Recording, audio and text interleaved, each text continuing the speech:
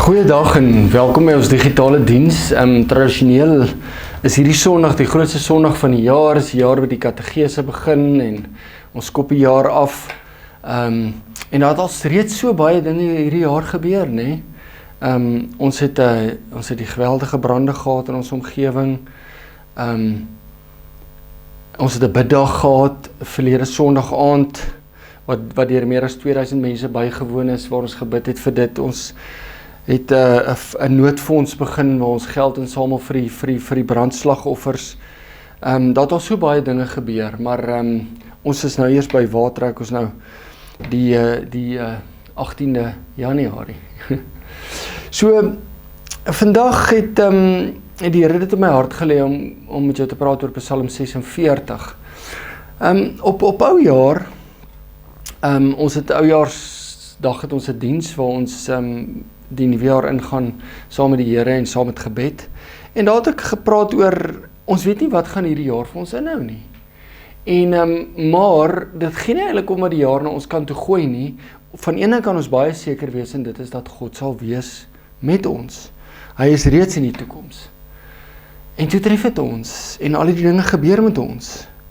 En ons kan nie nou maak soos alles net fyn is nie. Ons kan nie nou net by iemand kom en sê Happy New Year en hierdie gaan 'n goeie jaar wees en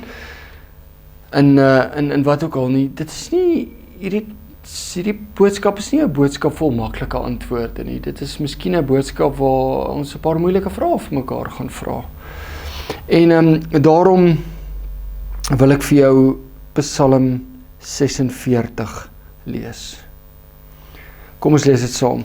Vir die koorleier van die Koragiete, op die wysie van jong vroue 'n lied. God is vir ons 'n toevlug en 'n beskerming. Hy was nog altyd bereid om ons te help in nood. Daarom is ons nie bang nie. Al gee die aarde pad, al skuif die berge tot in die dieptes van die see, al druis en skuim die waters van die see, al skud die berge deur sy onstuimigheid. Oor die strome van die rivier is daar blydskap in die Godstad, in die heilige woning van die Allerhoogste. God is daar. Die stad sal nie wankel nie. God sal hom help, nog voor die môre kom. Nasies kan raas en koninkryke wankel, maar as God sy stem laat hoor, smelt die aarde weg. Die Here die Almagtige is by ons. Die God van Jakob is vir ons 'n beskutting. Kom kyk wat die Here gedoen het, wat ontsettende dinge hy op die aarde tot stand bring. Die oorloë oor die hele aarde laat hy ophou, pyle en boë verbreek hy, spiese slaan hy stikkend. Oorlogswaans verbrand hy met vuur. Bedaar en erken dat ek God is. Hoog bo die nasies, hoog bo die aarde. Die Here die Almagtige is by ons. Die God van Jakob is vir ons 'n beskutting. Amen.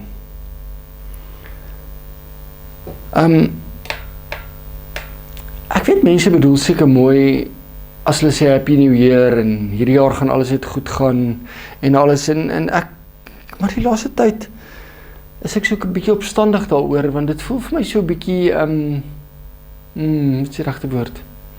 Ligsinnig. So 'n bietjie pink.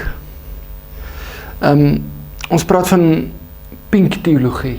Maklike antwoordjies, maklike goedjies. Moenie worry nie, as dit mee gaan sleg gaan, kom met kerk toe, ons bid vir jou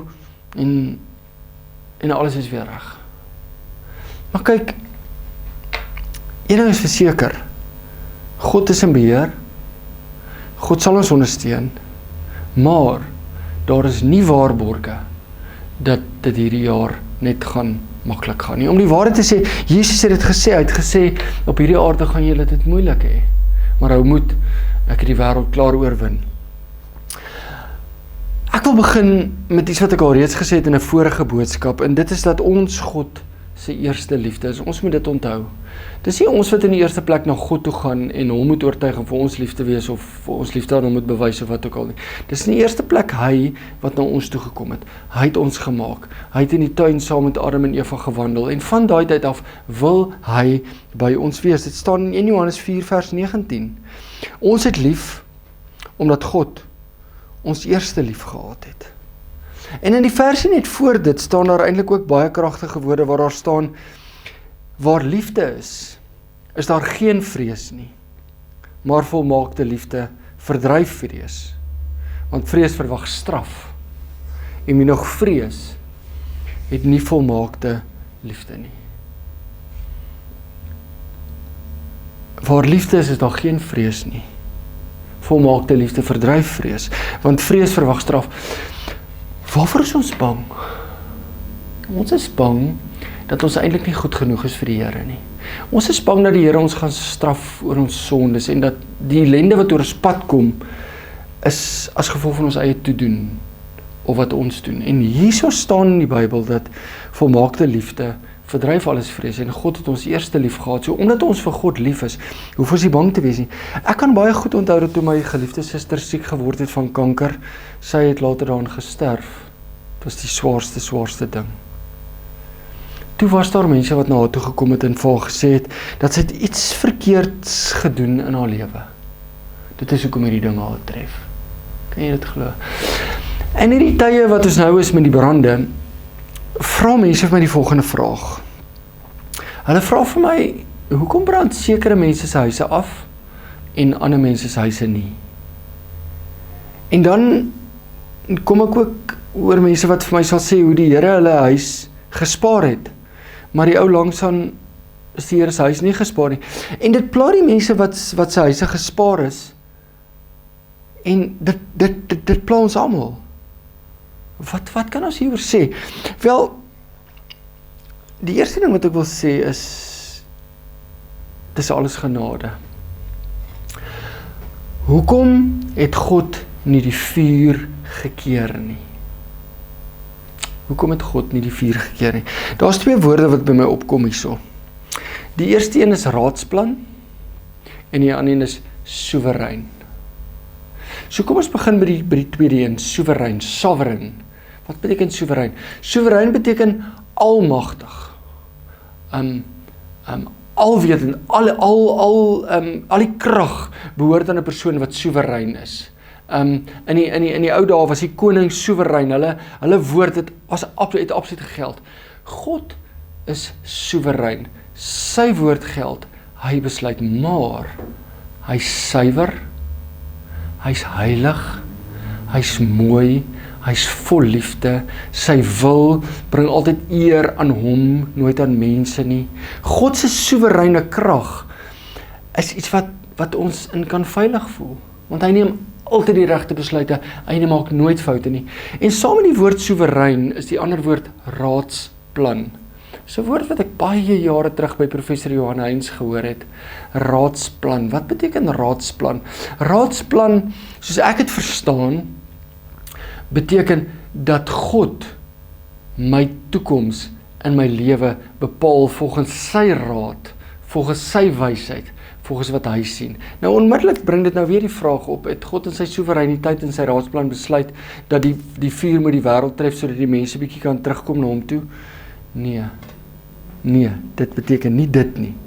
Dit beteken dat God sal die vuur en die tragedies wat in ons lewe oor ons pad kom, sal hy gebruik tot sy eer binne sy soewereiniteit en binne sy raadsplan. Vure gaan ons tref, dis 'n deel van die verdorwenheid van hierdie wêreld. Die sonde het in die wêreld gekom met Adam en Eva, en eers as Jesus terugkom, gaan daai sonde finaal weggaan. Ons geliefdes wat by God in die hemel is, sal nooit getref word deur vuur nie. Jesus het nog nie teruggekom nie. Ons leef in 'n tussentyd, in die reeds en die nog nie tyd, 'n tyd van vure en oorloë en verdrukkings en oorstromings. Jesus het dit self gesê, God het dit self gesê. Maar God werk met dit. Hy gebruik dit tot sy eer. Ek sê die volgende baie versigtig, God mors geen tragedie nie. God mors geen slegte ding nie. Toe Jesus deur die duiwel versoek is in die woestyn, is een van die goed waarmee Jesus versoek is. Een van daar's 3-4 dinge waarmee Jesus versoek is, maar ek wil net op een klem lê, want dis 'n preek op sy eie, maar is die grootste versoekings vir mense in die wêreld, is waarmee die duiwel Jesus versoek het.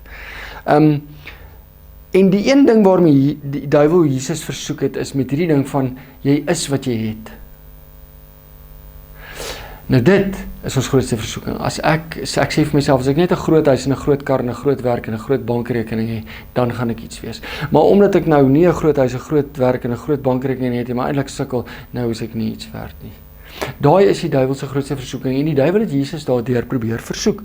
Luister wat staan in Matteus 4 vers 8 tot 10. Toe neem die duiwel hom na 'n baie hoë berg toe. Wys hom al die koninkryke van die wêreld met hulle pragt en sê vir hom, dit alles sal ek vir u gee as u neerval en my aanbid. Maar Jesus sê vir hom, gaan weg Satan, want daar staan geskrywe, die Here jou God moet jy aanbid en hom alleen. Die duiwel kom na Jesus toe en sê vir hom, as jy alles besit, alles op hierdie aarde, as jy die rykste mense in hierdie wêreld is, dan gaan jy iets beteken. Dan gaan jy waarde hê. En wat sê Jesus vir hom? Nee, duiwel, dis nie waar my waarde lê nie. My waarde lê daarin dat ek die seun van God is, dat God my eerste gekies het, dat ek sy geliefde is en daarom sal ek hom aanbid en hom alleen dien. En ek sal nie die dinge van hierdie wêreld aanbid en die dinge van hierdie wêreld dien nie. Ek het al daaraan gedink, sê nou die duiwel kom na my toe en hy sê vir my, hoor hierso, as jy neerval en my aanbid, dan kan jy al die rykdom in die wêreld kry. Dit sal nogal regtig 'n baie groot versoeking wees. So hierdie ding gaan oor identiteit. Existentialisme. Diep, daar waar die Disprin oplos. Wie is jy? Waar lê my sekuriteit? Lê my sekuriteit in my dinge, my goeders, my besittings, my polisse? Lê my sekuriteit by God. Psalm 100 vers 3. Erken dat die Here God is. Hy het ons gemaak. Ons is syne. Ons is sy volk, sy eie kudde. Ek behoort aan God. Hy sal vir my sorg, soos wat hy vir die mossie sorg, soos wat hy vir die lelie sorg, soos wat hy vir die gras sorg, wat 5 vir 2 sent te koop is, wat vandag nog daar is en môre verbrand word. Hy sal sorg.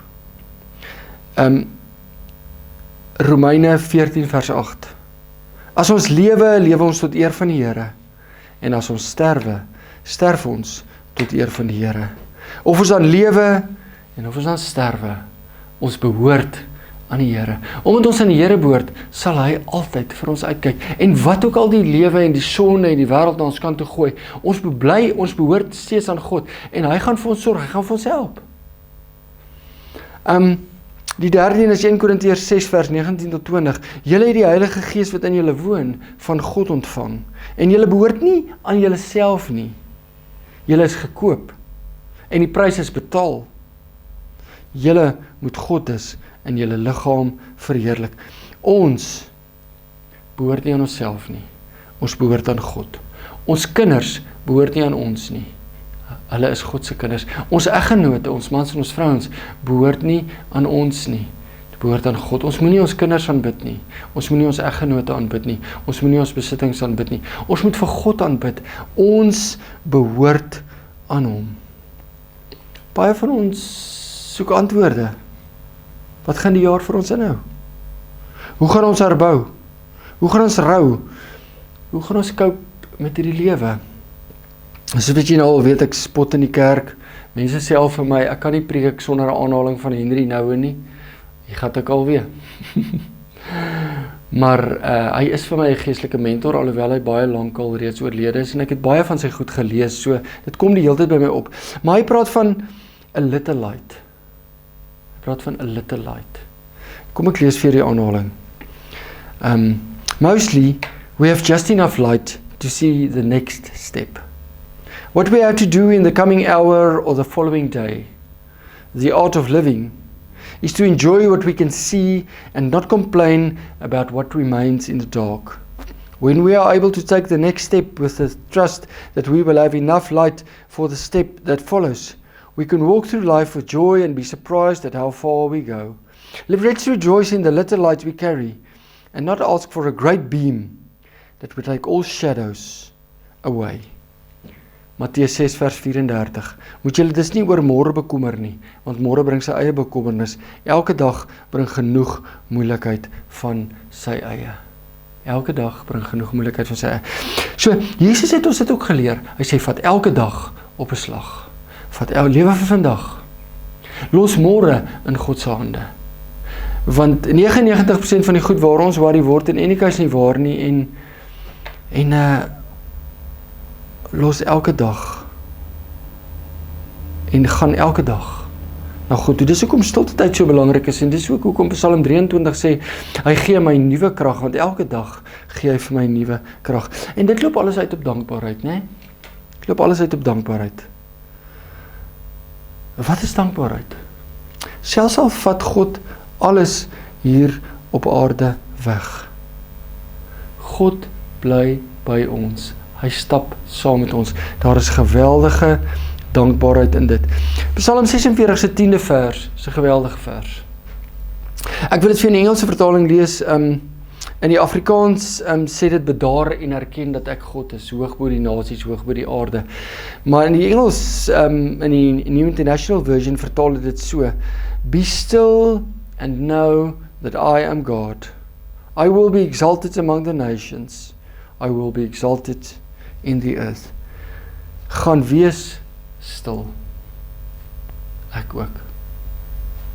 Spandeer tyd in gebed. Wees by God in stilte.